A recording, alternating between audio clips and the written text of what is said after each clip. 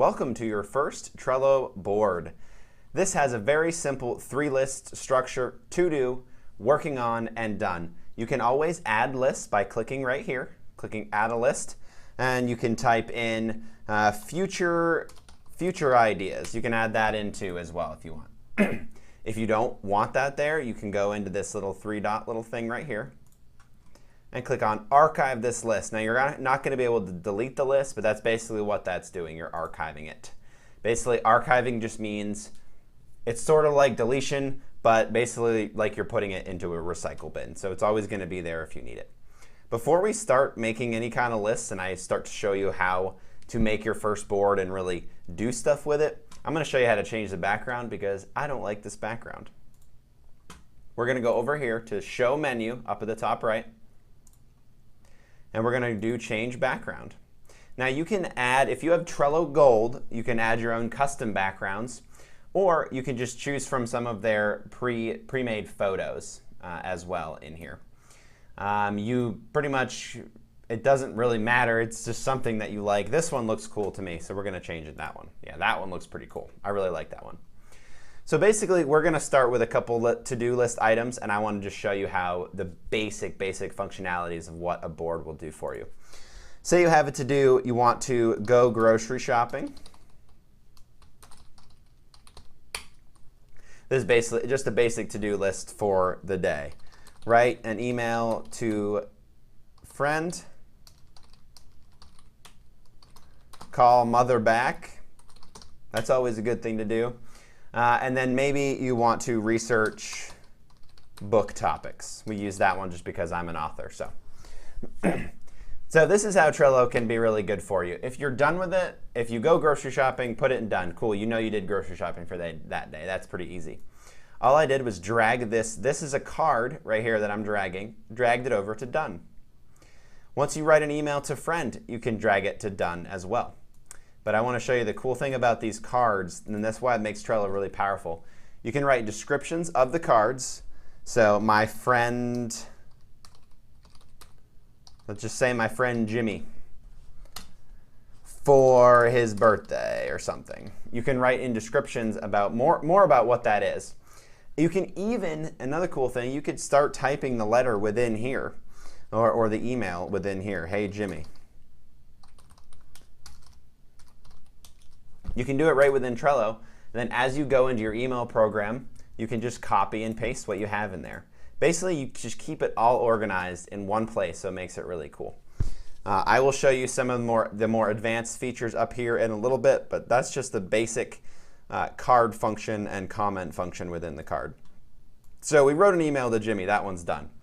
Call mom back. As you write this card, maybe you write a description. About what? What are you going to call mom back about? You don't want to forget. Maybe it's for Mother's Day, or you want to call, I was starting to write that. Or you want to call her back to wish her a happy birthday, maybe?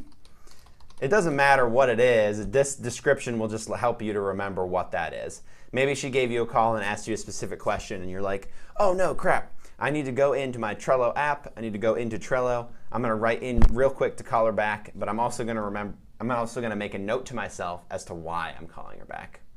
So this will help you start to think of how Trello can really work for you. You may not need a note to call your mother back. Hopefully you don't. I've never used it for that purpose, but you might use it for that purpose, and I'm not going to judge you in any way. As long as you call your mother back, no one's getting hurt, right? So. That is just one way to use Trello to remember those types of things. And then I'll show you like I said, I'll show you some of this more advanced stuff later on. So we called mother back, that's great. Research book topics. So this is another cool thing that you could even eventually turn this into a list to develop some cool book topics. Or if this is just like a smaller thing, maybe instead of a book topic, it's blog topics, because you can write blogs on individual topics. Maybe then you're going to go in and add some comments. What do you want to write about? Maybe you just want to write about sharks. You can add that as a comment. Or snails. Oops, sorry, I didn't remember. I'm being really random here, but those are just some things you can type in there. And then eventually you could edit this I would do snails, and then a link to maybe another article that looked like it. Maybe it's going to help you to add a picture in there as well. You can do that, but that is for that individual task within your board. And I would call your first board my main to-do list.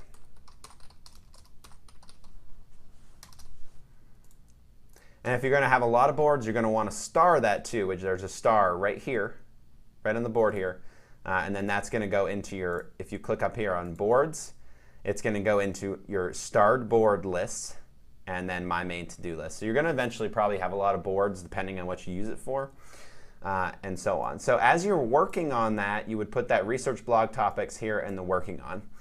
You're not going to always want to use this working on. This is more for ongoing tasks and ongoing projects.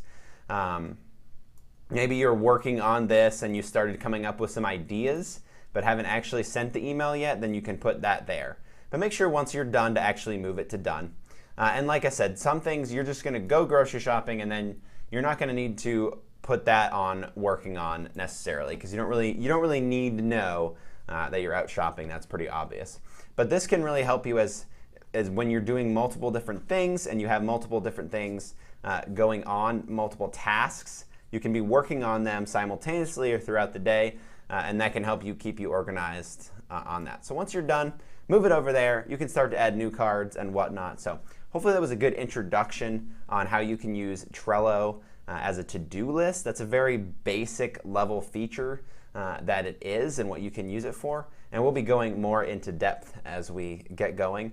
But that will give you a good brief overview of what Trello is all about. So stick with me. We'll learn more about Trello and what we can do with it in the following videos.